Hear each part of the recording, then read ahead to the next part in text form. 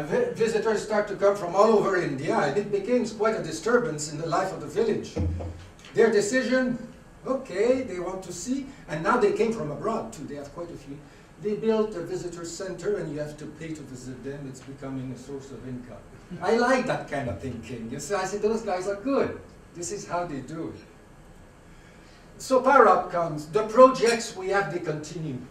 Because we will not commit anything until we're sure it's rooted sufficiently in the community. It's not about building something, it's about creating a milieu d'accueil, a place that can really do it.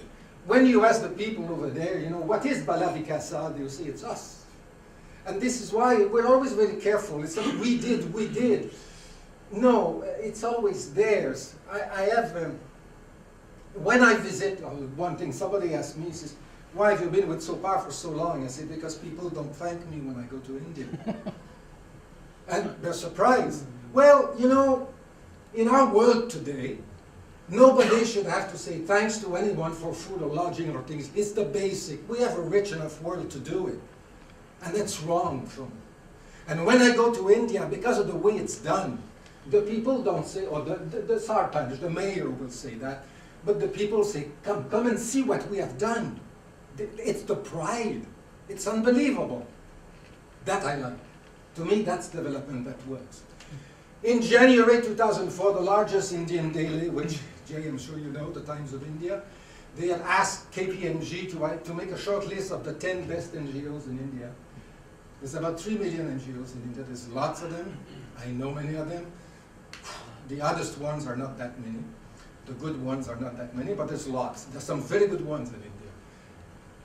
Bala-Vikasa, our sister organization, was on the short list of 10. So it is a very good, it's performing. Now, all the projects are locally managed and funded.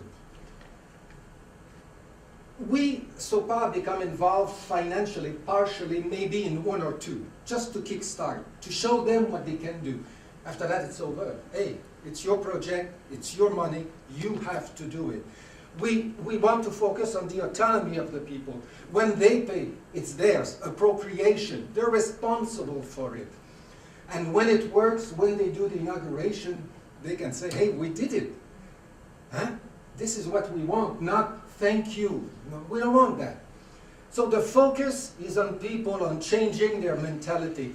We have a holistic approach, and it makes us really a training organization more than a project. This is why I was saying that. Our own people can never be on committees, because if we were there, we would say, oh, this is your success. No, not ours. It's yours. It is your success, not ours. When I talk about holistic, the women group, it's a bit too small, but every month they get a course from some of our women coordinators. And you can see the economic side, social, the development, the democratic development, the spiritual development, everything gets through because it's people. You have to approach them as a whole, as a person. And our development really covers all of that. So the source of sustainability, it's people first. How do we go about changing mentalities? Well, we never talk about needs, never. So the question around, how did you know what to do for them? Well, if you go, imagine I go to India and I say, what are your needs? How do you think that person feels towards me? I say development is people, and the first thing I do with them is to make them feel small in front of me. That's my tool and I diminish it. Can't do that. We have to help the people discover their assets, whatever they are, and I'll come back on that. We have to build their self-esteem. We use a neuro-linguistic programming for that, which in India it works very well. It's in their culture it works well. And then we will invite the community after we see the change in mentality. At some point, the rubber must hit the road. Say, okay, why don't you give yourself as a community a vision of what you would like to do? Now think about it. If I had asked them for a need, they would, oh, we need some drinking water. But if you don't talk about needs, you change that mentality, and then you say, don't you have a vision of what you would like to do together? We would like to give ourselves some drinking water. The need has become a vision. But the dynamics of a vision is very different from a need. it's mobilizing, it's stimulating.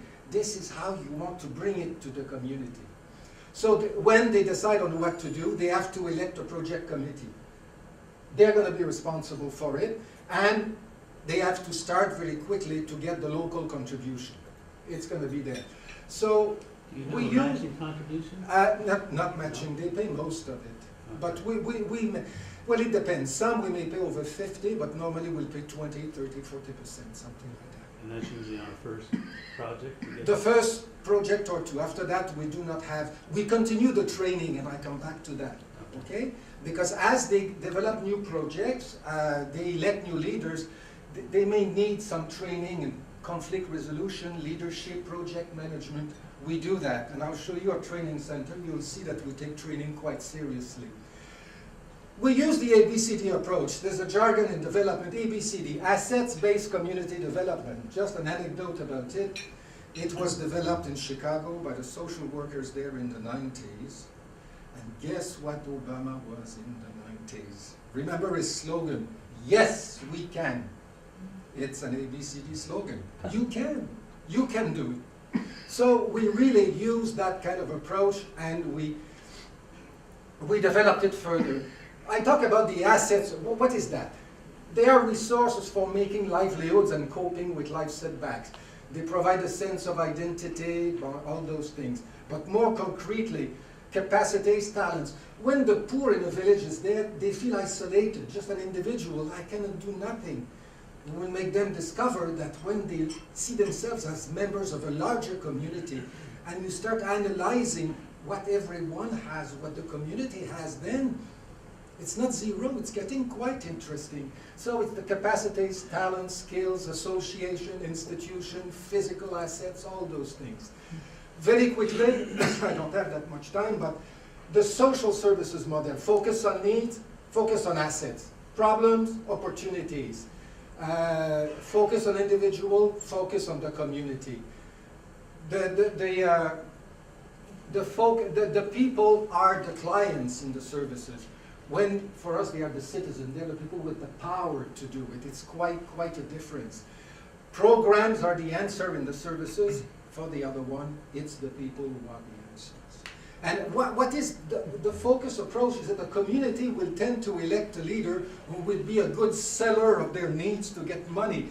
You elect somebody to talk about what you need, your failures, your deficiencies, and everything. It's kind of a weird way to go about it when you take the time to think. So ABCD, the different steps. We get to know the community. Now, things have changed for us. It was so difficult at the beginning, but now penetrating, getting newly into a village was a tough thing, create the trust and everything. But we've been there for long now. We have a list. They wait. And when we get into a new village, they already have taken the steps, the initial step they know, because people talk about it, talks between the villages. The villages are maybe 1.5 max 2 kilometers between each other. Then we start motivating community members. We identify assets and opportunity, economic opportunities. We link the assets, and then we teach them to sustain the process quickly. ABCD, what we do. We have ABCD at the middle. PRA, participatory rural appraisal. It's a process that is used very quickly. You get the whole village in the morning, and with bags of chalk, different color, you make the roads, the houses, and then you say, this house, whose house is it? It's yours. What job do you have? Are you educated? What do you have? And you go through everything. It's a whole day exercise just to realize all they have. It's to make that process more conscious and get them to see that. RBM, results-based management, neuro-linguistic programming, NLP, AI, appreciative inquiry. It's developing a whole interaction with them and giving value to everything they tell you. You say, wow, you did that, right. It may not be hugely big, but they did it, and you have to focus on that. AI, inquiry. I talk about the dream, the 4 Ds, dream. Once you express that dream, what you want to do, you have to design, because you have to make it happen, you deliver it, and then you start the cycle again. And this is why once you get into that, then it's the beginning of the sustainability of a cycle, a new vision, a new project, a new vision, a new project, and finally it expands very rapidly. Training for us, it's at the heart of what we are. We established a training center in India in 2002, initially for our personnel, but also for our partner NGOs and the elected community leaders. You know, they have responsibilities, but they need skills. We will give them that. And now we have NGOs from elsewhere in India and in the world, from 36 countries. We have had two NGOs from Ghana that I remember quite nicely. The courses are in English. The basic course is 1 month, but it can be expanded. And also our training center conducts a constant evaluation of our projects to stimulate us to say that works, that's too good, and it gives us the substance for the course also. This is our training center.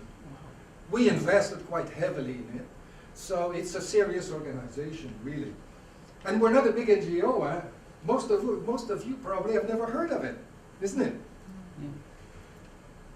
Typical training: leadership, communication, good governance, conflict resolution, project financial management, information on issues such as health, democracy, hygiene, all those things that are very basic, but that the people need to be able to do. Key sectors of Bala Vikasa, just a few pictures to give you a bit of a flavor. By the way, she's the lady, it's a couple who founded Sopar. She's Indian, he's from Montreal, André Gingras.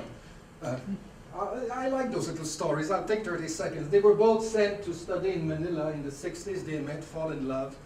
So he went to see her father, and he says, I want to marry your daughter. He says, no way. He says, Canada doesn't need a woman like that. She was there to study because they saw she was a leader. We need her in India here. The family was what they call in India socially minded, very much. And you see, I'm becoming Indian now.